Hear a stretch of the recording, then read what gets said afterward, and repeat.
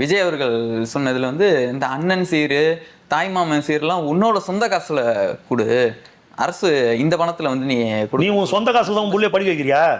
பெத்த புள்ளியோ ஊராந்தூட்ல படிக்க வைக்கிற இன்டர்நேஷனல் காலேஜ்ல ஸ்கூல்ல போய் 25 லட்சம் பீஸ் அவன் தொண்டங்கிட்ட திரள் நிதி வாங்கி நீ கட்சி நடத்துற.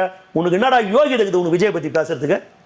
திரள் நிதி வாங்கி கட்சி நடத்துற, உன் சொந்த காசுல நீ கட்சி நடத்த விடுறா. நீ பெத்தல்ல, அந்த பெத்த புள்ளிங்க ஊராந்தூட்ல படிக்க வைக்கிற.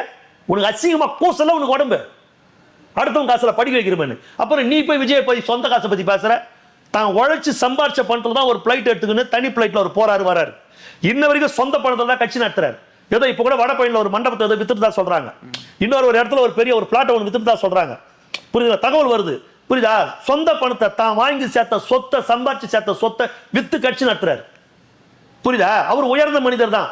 நீ திரள் நிதி வாங்கி கட்சி நடத்தின இப்ப கூட தேர்தலில் திரள் நிதி கேட்கற.